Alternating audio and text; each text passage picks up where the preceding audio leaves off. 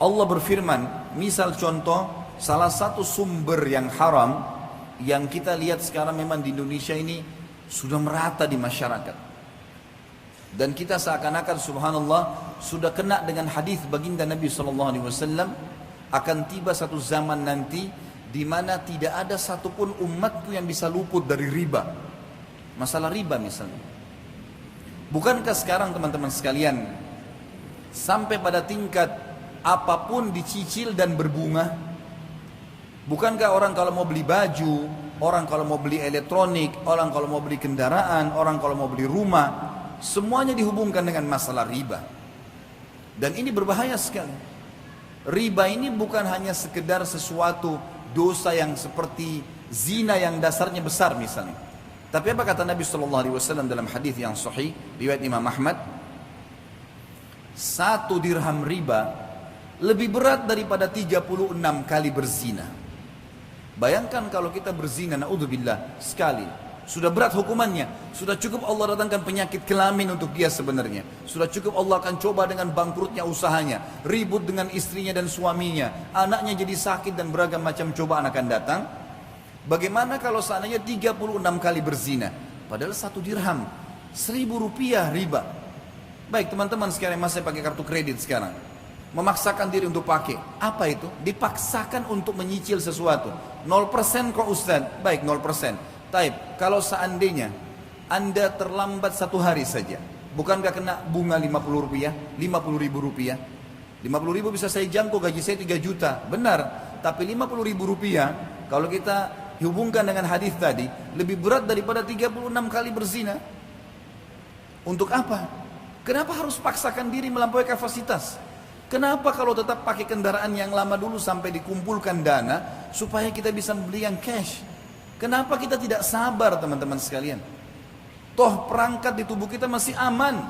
Matanya masih sehat, telinganya masih sehat, kulitnya masih bagus, kakinya masih bagus. Kenapa harus paksakan diri?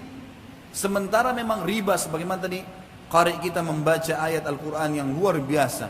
Allah mengatakan, ya ayyuhalladzina amanu la ta'kulur riba adha'afan mudha'afah. Hai orang-orang yang beriman, jangan kalian makan riba bertumpuk-tumpuk, berulang-ulang. Apa makna kalimat ini? Kata sebagian ulama tafsir, yang dimaksud adalah riba itu akan selalu mengikat seseorang, tidak bisa lepas.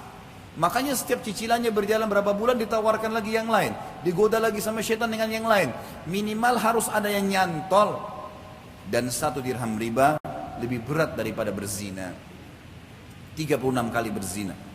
Allah berfirman dan mengingatkan kepada kita, menjelaskan tentang solusinya.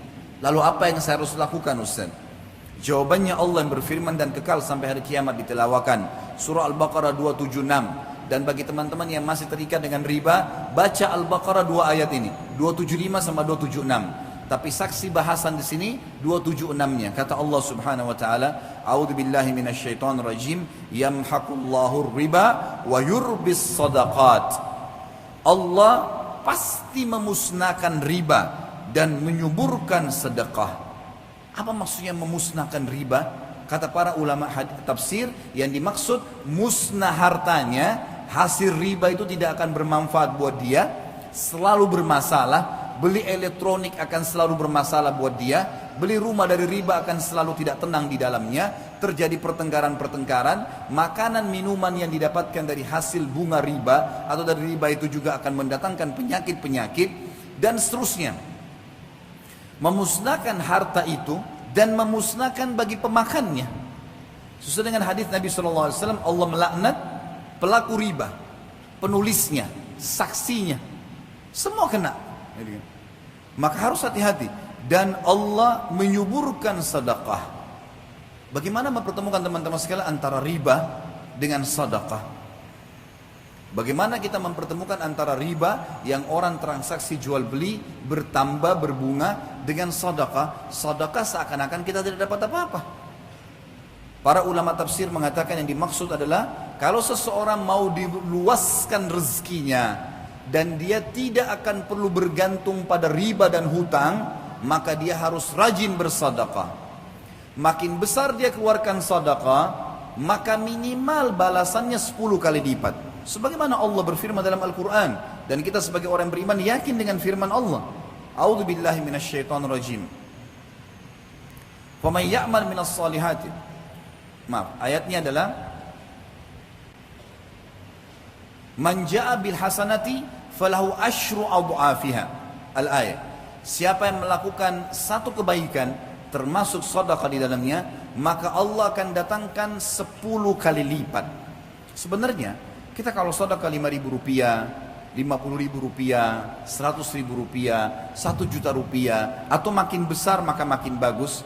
Pada saat itu sudah ada jaminan dari Allah, kita akan dapat secara investasi dengan Sang Pencipta Allah 10 kali lipatnya. 50.000 akan 500.000, 5 juta akan 50 juta. Ini janji, nggak mungkin salah. Allah nggak mungkin salah. Innallaha la yukhliful mi'ad. Allah nggak akan pungkiri janjinya. Wa man asdaqu minallahi qila. Dan siapa yang lebih jujur daripada Allah dalam perkataan? Nggak ada yang salah. Bahkan ada hadis Bukhari, hadis qudsi, Allah berfirman, Nabi SAW mengatakan, Allah berfirman, seluruh amal ibadah anak Adam ditentukan kadar pahalanya 10 sampai 700 kali lipat. Orang yang rajin sedekah mustahil miskin dan mustahil akan membuka pintu utang, otomatis akan selamat dari riba. Karena masalahnya orang kalau riba pasti berhubungan dengan hutang. Dan ini akan berbahaya, memusnahkan hartanya, memusnahkan dirinya. Coba sekarang balik teman-teman sekalian. Saya cuma punya uang 10.000, saya juga mau makan. Berbagilah dengan orang-orang miskin di pinggir jalan sana, walaupun cuma sepertiganya. Di dalam sebuah hadis Bukhari disebutkan, ada 2 orang dari Bani Israel dulu. Dua-duanya orang saleh, beribadah, sahabat dekat. Dua-dua punya kebun bersebelahan. Lalu Nabi SAW mengatakan, pemilik kebun yang pertama, sambil menunggu hujan dari langit karena musim kemarau, dan tidak ada hujan, dia melihat ada awan yang lewat di atas kebunnya. Lalu dia mendengarkan dari awan tersebut suara yang berbunyi, turunkanlah hujan di kebunnya fulan, nama temannya di sebelah. Maka dia pun mengikuti awan tersebut, dan ternyata awan itu menggumpal semuanya di atas kebun temannya. Lalu turun hujan yang lebat, sehingga temannya ini jadi subur tanamannya, lagi banyak panennya, sementara yang lain tidak dapat hujan. Kuasa Sang Pencipta Allah. Lalu dia tanya temannya, apa yang kau lakukan dengan kebunmu ini? Sampai di musim kemarau seperti ini, masih saja Allah datangkan hujan khusus untuk kebunmu, yang lain gak dikasih. Dia mengatakan, hasil kebunku ini aku bagi 3. Sepertiganya aku berikan kebutuhan keluargaku, dan ini termasuk sedekah. Sepertiganya lagi aku sedekahkan untuk orang-orang yang membutuhkan. Sepertiganya aku kembalikan sebagai modal usahaku. Jadi dari 3 penghasilan dia, 2-nya sedekah. Dikasih ke keluarganya, istri anaknya makan, dan dia juga ini sedekah, juga dikasih kepada fakir miskin sedekah, sepertiganya, gitu kan? Sepertiga dan sepertiga. Sisa sepertiga lagi, ini yang saya kembalikan ke modal. Perhatikan di sini, sedekah itu yang menunjukkan dan membuktikan datangnya rezeki.